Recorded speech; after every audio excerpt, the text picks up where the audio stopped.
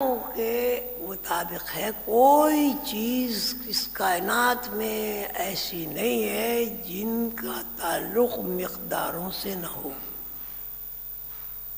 اس میں انسان بھی ہے، اس میں انسان بھی ہے اور اس میں آدمی بھی ہے۔ آدمی اور انسان دونوں الگ الگ کیوں ہے کہ آدمی کی مقداریں الگ ہیں، انسان کی مقداریں الگ ہیں۔ پہاڑ کیوں ہے؟ پہاڑ کی مقدار الگ ہے۔ زمین کیوں ہے؟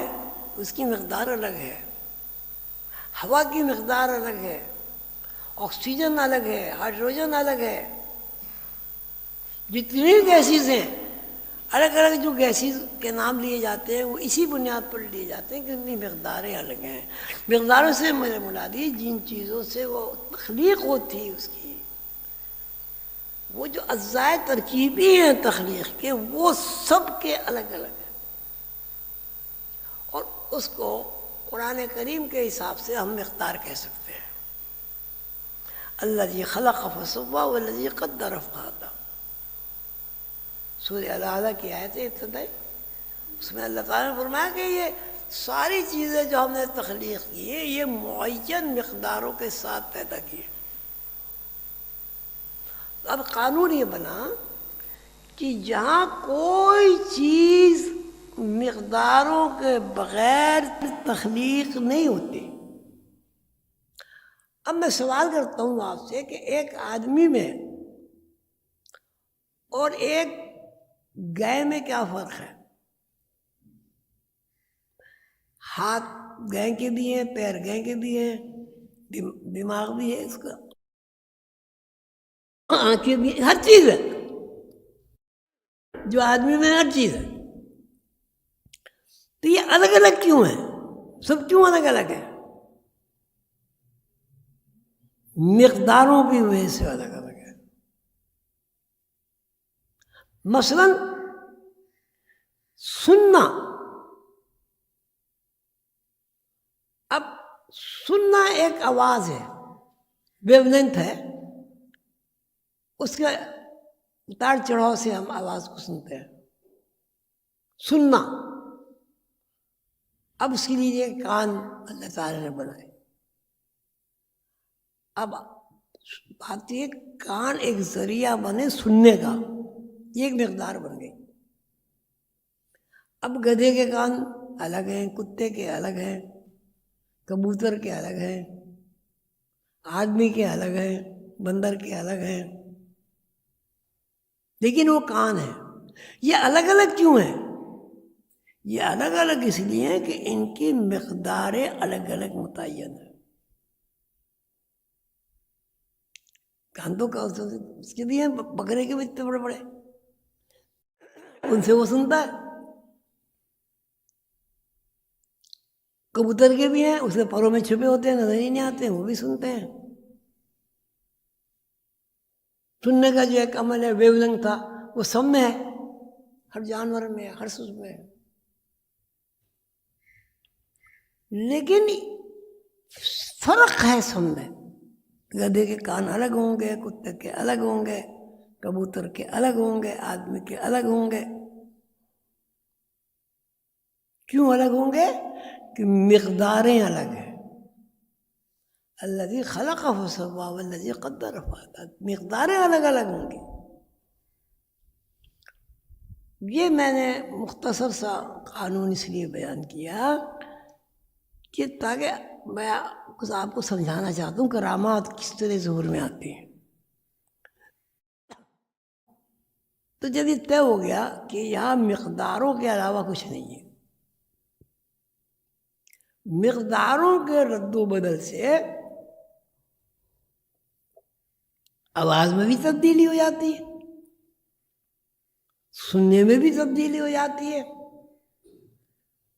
ویو لینتھ میں بھی تبدیلی آ جاتی ہے، اور دور قریب کی بھی تبدیلی آ جاتی ہے۔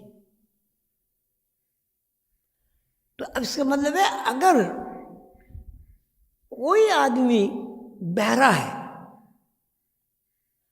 وہ سن نہیں رہا، کیوں نہیں سن رہا؟ اس لیے نہیں سن رہا ہے کہ آواز کی ویو لینتھ جو ہے وہ اس میں ڈسٹربنس پیدا ہو گیا، یعنی اس آواز کی مقداریں 1000 ہے، وہ 1000 سے کم ہو کر 200 رہ گئی، آدمی بہرا ہو جائے گا۔ 1000 کی بجائے اس کی مقداریں جو ہیں 2000 ہو گئی، شور ہو جائے گا۔ اب اس کی بم براسٹ ہوا، اس کی بھی آواز ہوتی ہے، اس کی مقداریں چونکہ بہت زیادہ ہو گئی اور آدمی کی سماعت کی ویو لینتھ سے بہت زیادہ ہو گئی، تو ہو سکتا ہے کان کے پردے پھٹ جائے، ہو سکتا ہے پہاڑ پھٹ جائیں، ہو سکتا ہے درخت جل جائے، کچھ بھی ہو سکتا ہے، تخریب کا ایک عمل شروع ہو جاتا ہے۔ یہ وہ ہے الذی خلق فسوی والذی قدر فہدی، کہ اللہ نے جو تخلیق کی ہے اس میں سارا نظام مقداروں کا ہے، مقداریں زیادہ ہو جائیں گی اس میں تبدیلی ہو جائے گی، مقداریں کم ہو جائیں گی اس میں تبدیلی ہو جائے گی۔ اب آواز کی بھی مقداریں ہیں،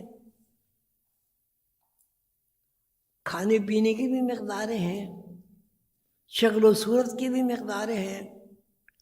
اگر ابھی 7 ارب کی آبادی ہے اس وقت، تو 7 ارب کی آبادی میں سب کی شکلیں الگ کی ہوئی ہیں، ہر ایک آنکھ، ناک، کان، منہ، 2 ہاتھ 2 پیر سب وہی ہیں۔ یہ الگ الگ کیوں پہچاننے میں آتے ہیں؟ مقدار الگ الگ ہے، کہ آپ یہ آدمی 10 آدمیوں کو کھڑا کریں اور 10 آدمیوں کے کان کی پیمائش کریں، ہر کان مختلف نظر آئے گا، ہے وہ کان۔ ناک 1000 آدمیوں کو کھڑا کریں، ان کے ناک دیکھیں، ناک کی جو شبیہ ہے، ناک کی جو شکل ہے، ناک کی جو صورت ہے، وہ سب الگ الگ ہوگی۔ ہونٹ، دانت، قد، ہر چیز۔ اب جب ہم یہاں 10 آدمی کھڑے کرتے ہیں اور 10 آدمیوں کا تجزیہ کرتے ہیں، اس کے تمام اعضاء کا، انتہائی بالوں کا بھی تجزیہ کرتے ہیں، تو وہ ہمیں الگ الگ نظر آتے ہیں یا نہیں؟ الگ الگ نظر آتے نہیں ہیں؟ سب کی نہیں ہوتے نا، بال بھی ایک سے نہیں ہوتے، آنکھ بھی ایک سی نہیں ہوتی، کان بھی ایک سے نہیں ہوتے، دانت بھی ایک سے نہیں ہوتے۔ اور یہ جو مقداروں کا تعین ہے، یہی پہچان کا ذریعہ ہے۔ اور اگر مقداروں میں تعین نہ رہے تو پہچان کا جو ذریعہ ہے وہ گڑبڑ ہو جائے گا، پھر ہمارے لیے یہ مشکل ہو جائے گا، زید کون ہے، بکر کون ہے، عمر کون ہے، کون کون ہے، کوئی پہچاننے کا مشکل ہی ہو جائے گا۔ اب یہ بات آپ سمجھ میں آ گئی کہ یہاں جتنی بھی چیزیں ہیں کائنات میں، وہ سب مقداروں کے اوپر اللہ تعالیٰ نے تخلیق کی ہے۔ مثلا اگر میری مقداریں 1,00,000 ہیں، کسی دوسرے صاحب کی مقداریں 90,000 ہو سکتی ہیں، 80,000 ہو سکتے ہیں، اب یہ بھی ہو سکتا ہے کسی کی 2,00,000 ہو سکتی ہے۔ مقداروں کا سارا کھیل ہے، یہ بہت سمجھنے کی بات ہے۔ کائنات میں جتنی بھی تخلیق ہے، جتنی بھی، وائرس سے لے کے بیکٹیریا سے لے کے بڑے بڑے اژدہا تک، بڑے بڑے پہاڑوں تک، سب کی صورتیں اور شکلیں، سب کے اوصاف الگ الگ اس لیے ہیں کہ مقداریں الگ الگ ہیں۔ اب اس میں آپ لوگ ایک سوال کر سکتے ہیں کہ صاحب پانی کو تو سب پانی سمجھ کے پیتے ہیں، ایک کبوتر بھی پانی کو پانی سمجھ کے پیتا ہے، آدمی بھی پانی کو پانی سمجھ کر پیتے ہیں، ہر مخلوق پانی کو پینے والی جو ہے پانی کو پانی سمجھ کر پیتی ہے۔ اب اس کا جواب یہ ہے کہ پانی پینے کی مقدار کی جو مقدار ہے ان میں آپس میں مماثلت ہے. یعنی ایک چیز ہے، ایک چائے کی پیالی میں آپ 2 چمچے چینی ڈالیں، چائے کی پیالی میں آپ آدھی چمچی چینی ڈالیں، تو چائے میں مٹھاس موجود رہی لیکن مقدار کا فرق پڑ گیا.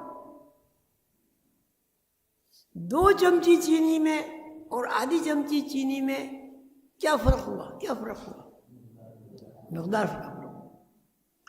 تو یہ جتنا جو ہے الذی خلق فسوی والذی قدر فہدی کی جتنی بھی تخلیق ہے یہ سب معین مقداروں پر قائم ہے. یہ ایک تخلیق کا بہت ہی مختصر تعارف ہے. اب اس تخلیق میں رد و بدل ہوتا ہے. خلق عادت کا مطلب ہے ماہیت قلب، یعنی تخلیق میں تبدیلی رونما ہونا، تخلیق میں تبدیلی رونما ہونا،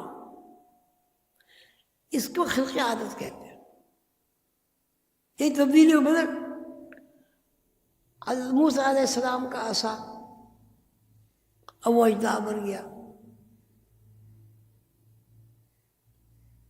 یہ تبدیلی ہوگی نا، کائے میں تبدیلی ہوئی، کائے میں تبدیلی ہوئی،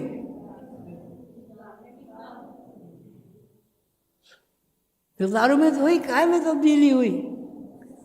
عصا جو ہے سانپ بن گیا، کائے میں تبدیلی ہوئی،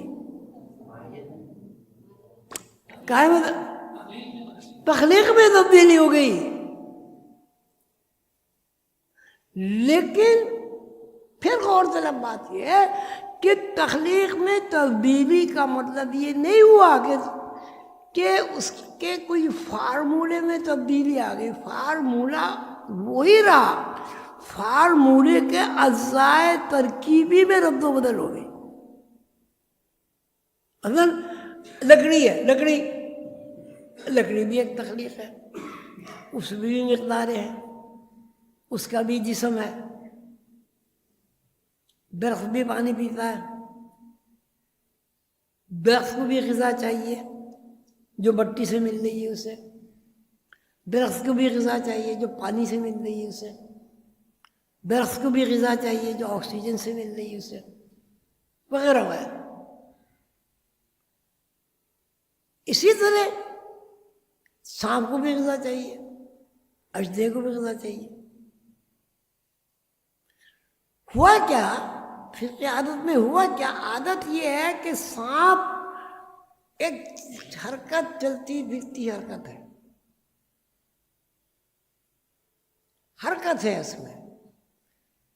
ایک یہ کہ بظاہر ہمیں یہ نظر آ رہا ہے اس میں حرکت نہیں ہے لکڑی میں، لیکن نہیں، لکڑی میں اگر حرکت نہیں ہوگی تو اس کا بیج کا درخت نہیں بنے گا. بیج میں اتنا سا ہوتا ہے، نکلتا ہے، کیا کہتے ہیں، اس کے آدمی چٹکی مارے وہ ٹوٹ جائے گا. اتنا باریک سا ہوتا ہے، بہت باریک سا، کیا کہتے ہیں اسے؟ کوپر کہہ لیجیے. کوپر میں یوں مارے، چٹکی یوں مارے، کیا ہوگا؟ اور ایک بڑ کا درخت ہو بڑا، اس میں کلاڑے مارے آپ، کیا ہوگا؟ اسی طرح ایک بچہ پیدا ہوا آدمی کو، اس کے آپ زور سے چٹکی مارے اور ایک آدمی کے مکہ مارے، کیا ہوگا؟ فرق نہیں ہوگا. تو جہاں تک تخلیقی پروسیس کا تعلق ہے وہ تقریباً نہیں، ہر ایک ہی بات ہے، لا یغادر صغیرۃ ولا کبیرۃ الا احصاها. ہر چیز اللہ تعالیٰ نے معین مقدار سے بنائی اور اس کی تشریح کر دی ہے، وضاحت کر دی ہے، اس کے فارمولے بیان کر دیے. درخت بھی پیدا ہوتا ہے بیج سے، آدمی پیدا ہوتا ہے بیج سے. آج بھی بیج کو ہم نطفہ کہہ دیتے ہیں، آم کے بیج کو ہم گٹھلی کہہ دیتے ہیں، وغیرہ وغیرہ، لیکن پروسیس سب کا ایک ہی ہے. فلن تجد لسنت اللہ تبدیلا ولن تجد لسنت اللہ تبدیلا. اللہ نے جو ایک نظام تخلیق معین فرما دیا ہے اس میں نہ تبدیلی ہے نہ تعطل واقع ہوتا. فلن تجد لسنت اللہ تبدیلا ولن تجد لسنت اللہ تبدیلا.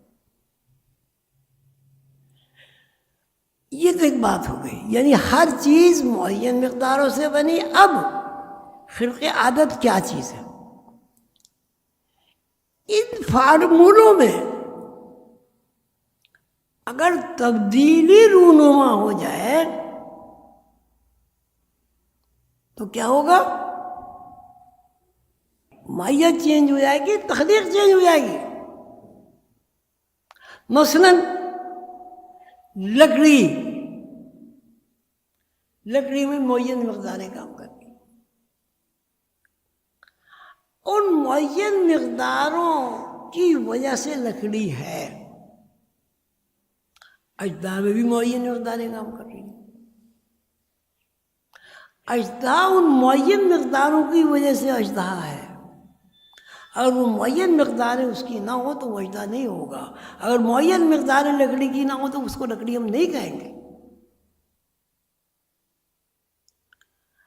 اب قانون یہ ہوا کہ اگر کسی صورت سے معین مقداروں میں رد و بدل کر دیا جائے تو تخلیق بظاہر ماہیت قلب ہو جائے گی، شکل بدل جائے گی، لیکن تخلیق نہیں بدلے گی. تخلیق نہیں ہے.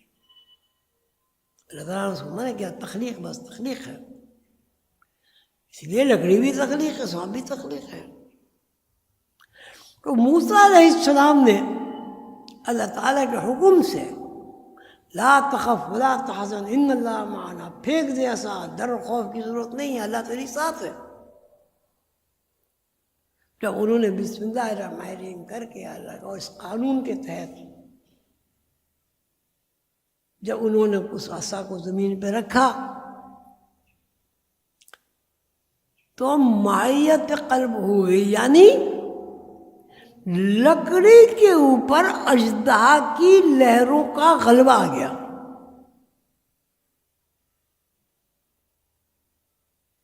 اور نتیجے میں جب ماہیت قلب ہوئی، مقداروں میں رد و بدل ہوا. دیکھیے رد و بدل اور چیز ہے، ختم ہونا اور چیز ہے. رد و بدل ہوا یعنی رد و بدل کیا مطلب؟ لکڑی کے اوپر اژدہا کی مقداریں غالب آ گئی. اور جب حضرت موسیٰ علیہ السلام نے بسم اللہ الرحمن الرحیم پڑھ کے اس اژدہا کو پکڑا،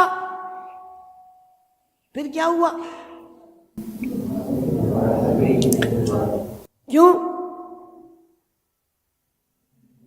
کیوں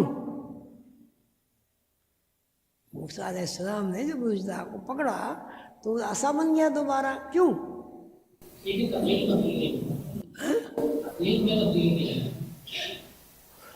مقداریں بحال ہوئی، ٹھیک ہے، مقداریں بحال ہو گئی اس کی.